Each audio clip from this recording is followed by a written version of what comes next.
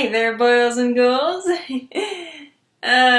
Merry Christmas? I wanted to do a whole Christmas thing. The holidays are my favorite time of year, after all. But really, when you think about it, this movie has nothing to do with Christmas. Or with Black Christmas, really. At all. Okay, fine. Let's just get into it. Black Christmas 2019. Okay, so after the 2006 remake bombed at the box office, director Bob Clark came up with the idea of making a direct sequel to the first one. It would have brought back John Saxon and Olivia Hussey as their respective characters. There was just one problem. Bob Clark, unfortunately, passed away before the project could get off the ground. And the movie that I'm talking about today really has nothing to do with any of that. It doesn't follow Bob Clark's original plan for the script or anything. Really, I had no reason to bring any of that up, besides to say, imagine how good we could have had it. Instead, we got this thing released just this year. The first Black Christmas movie to have no involvement from Bob Clark.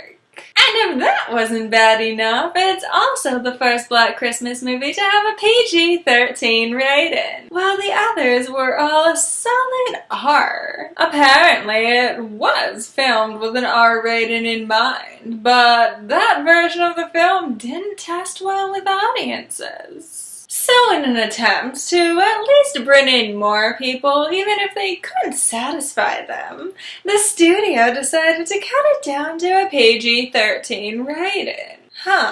Going with the pickup artist method of seduction? Always a, choice. Cutting the movie down to PG-13 was met with immediate hostility from fans. Like, honestly, all of my Instagram DMs that aren't, "Hey baby, how you doing?" are some variation on, "Can you believe that they cut Black Christmas down to PG-13? What are the studio cowards doing to my movie?" And for those of you in the audience who still don't understand why this is such a big deal, consider this. Black Christmas 2019 is only the 5th ever slasher movie to receive a PG-13 rating. And it's a remake to a film that is supposed to be shocking and unnerving. Say what you want about the 2006 remake, at least it understood that. But maybe we're being a little bit unfair here.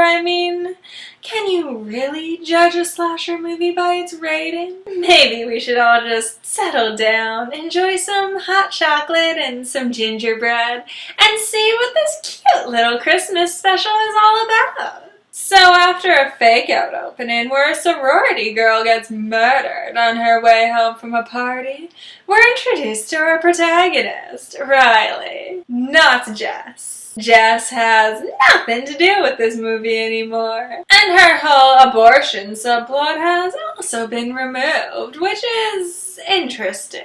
The subplot was removed from the 2006 version too, but that was to be expected. It was a movie under the thumb of the Weinsteins, after all. But here, the word of the day is feminism, my pets. Like, so much feminism. Instead of wanting an abortion, Riley has a different focus.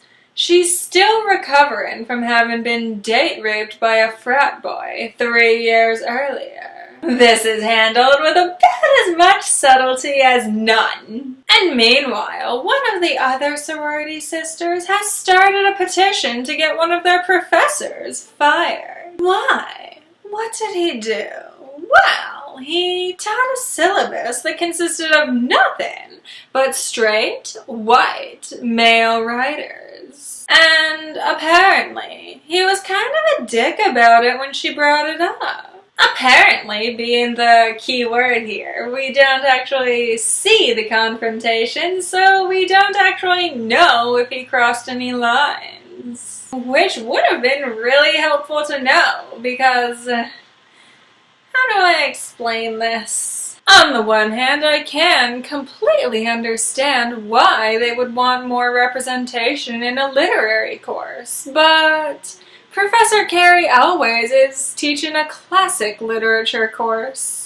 And there is completely an argument to be made that what is considered classic has a very male and European-centric bias. But regardless, in the society that we currently live in, when I say classic literature, you're probably gonna think of Shakespeare or something, no matter how progressive you are.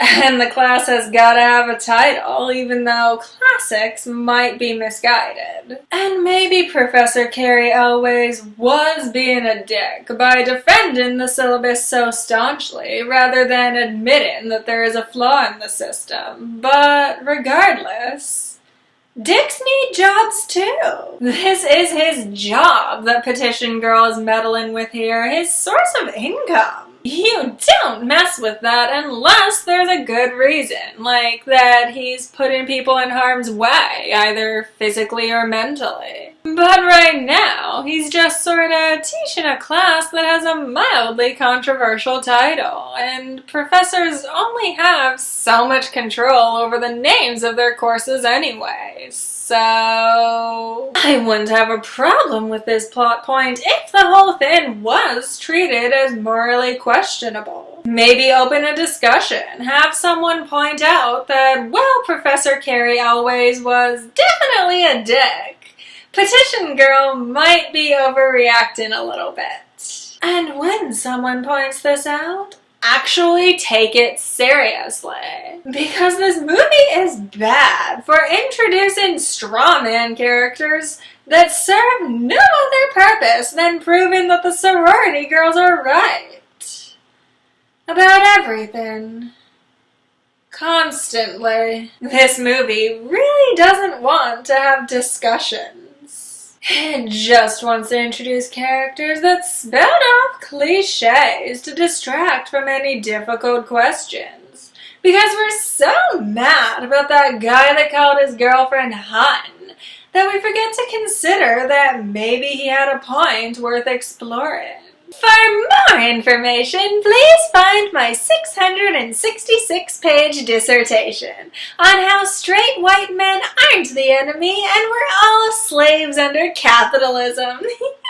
Hey, who better to learn about feminism from than someone who knows a thing or two about being burned at the stake? Seriously, the last time a crowd of men turned on me, I was picking ash out of my hair for wigs. And all because I cooked one itsy-bitsy little child into pies. It wasn't even a good kid. Spoiled rotten, if you ask me. Anyway, back to Riley. So Riley gets invited out to a Christmas party, but she's hesitant to go because it's at the frat house where her rapist is. She ends up going anyway and even gets pulled on stage to perform the world's most awkward, sexy Christmas dance ever. This turns into her publicly calling out her rapist, and it's a good thing that the other dancers just magically know the improvised lyrics. That could have been awkward. Power of sisterhood, I guess. And as they're leaving the party, Riley gets confronted by this guy, Landon, who's actually the sweetest guy ever. Like, seriously, he's all shy and cute, and he doesn't have social media, but he's gonna get it so that he can keep in contact with Riley, and his having a penis means that he's gonna be evil at the end, doesn't it? Fuck. Okay, anyway, at this point you might be asking, what does any of this have to do with Black Christmas? There are a couple of key elements that return from the original movie, the biggest one being that when the girls start to notice their sister's going missing, they turn to the cops and don't get taken seriously. Also, shout out to the cop who's so white that he slowly squeezes mayonnaise onto a white bread sandwich. And the sorority girls start receiving threatening texts, which isn't nearly as creepy as threatening phone calls, because you can't actually hear the killer's voice, but whatever. But outside of that, this movie really isn't a Black Christmas movie, or a horror movie. Rather, most of it is a rape drama. A really, really bad rape drama. It follows Riley dealing with the trauma of her assault, but it does so poorly. We don't get to see real things that actual rape survivors go through, like, say, feelings of guilt or shame, having trouble finding comfort or intimacy with another person again, not being believed when you go forward. Instead, this movie's understanding of trauma is that she still has nightmares about the attack, and of course she gets triggered when she's physically confronted by the guy. But otherwise, she seems fine. The public calling out of her rapist did draw some unwanted attention toward them, though, which they believe is the reason why they're receiving threatening texts. Eventually, the texts progress to the girls actually being hunted down in the sorority house by the killer, but it really doesn't take them long to kill the guy. Or guys. Yeah, there are multiple killers in this movie, and not in a Billy and Agnes in the 2006 movie sort of way. I mean, Billy has been written out of the movie entirely, and as we all know, the frat boys are the killers now. Oh, but wait, it gets better. So after the sorority girls kill a bunch of frat boys, Riley realizes that their blood isn't red, it's black.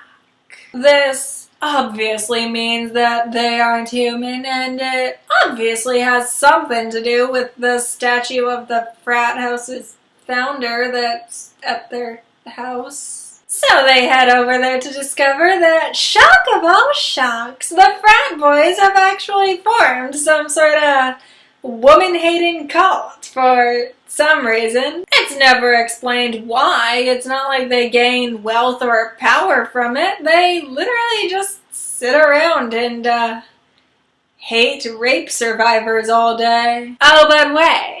It gets even better. Landon is there. Not by choice, he legitimately was a total sweetheart when he met Riley. But you see, the statue of the founder gives off some sort of dog whistle that when men hear it, it suddenly turns them into evil, woman-hating murderers.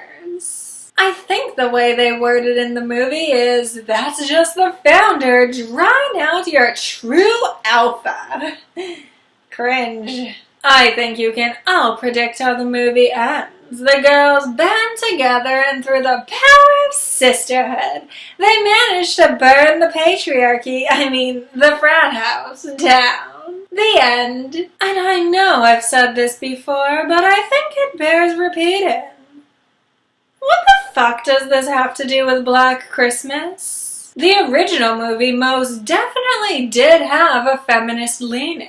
It discussed issues of free sexuality, slut-shaming, abortion, but it still balanced itself out pretty well with the plot elements of a horror movie. This movie forgets the horror elements and just spends an hour and a half preaching to you about feminism. And it doesn't even do that well. It doesn't say anything new or insightful, it just kind of says, rape is bad. Let's not do that. It doesn't want to have discussions or question difficult topics. It's just dependent on that preset audience who will view this as a power fantasy at best. But honestly, As someone who is learned in gendered issues, I will say this.